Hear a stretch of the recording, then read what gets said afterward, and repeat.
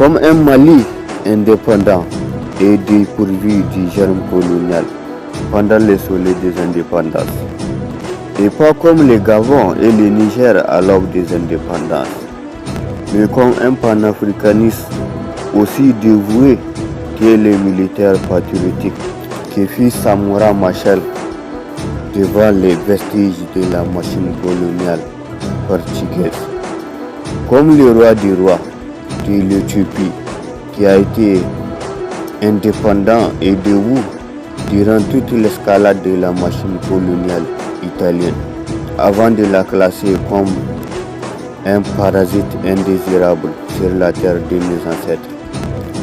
Comme un enfant engagé et debout devant le complexe sadique de l'apartheid dans le territoire sud-africain.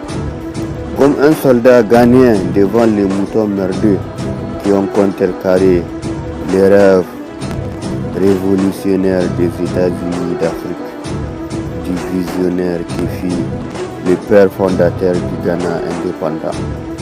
Comme un soldat algérien qui a mené le front de libération nationale du peuple algérien pendant que les moutons originaires de l'Afrique occidentale française ont choisi la capitulation devant les galants du général de Gaulle.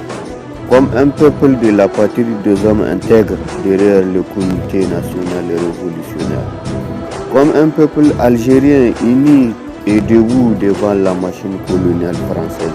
Comme un peuple uni et derrière Paul Kagame après le génocide du Rwanda.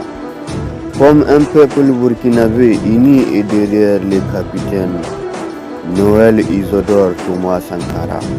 Comme un peuple uni et derrière le vaillant panafricaniste Sékou Touré, au soleil des indépendances ouest-africaines. Comme un peuple malien derrière les panafricanistes avisés qui fit les pères fondateurs de la Fédération du Mali.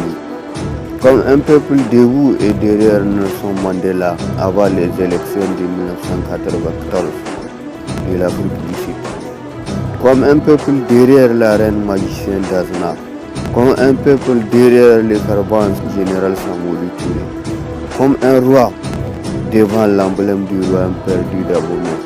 Et comme une Afrique debout et libre devant l'instinct colonialiste de la politique française et européenne.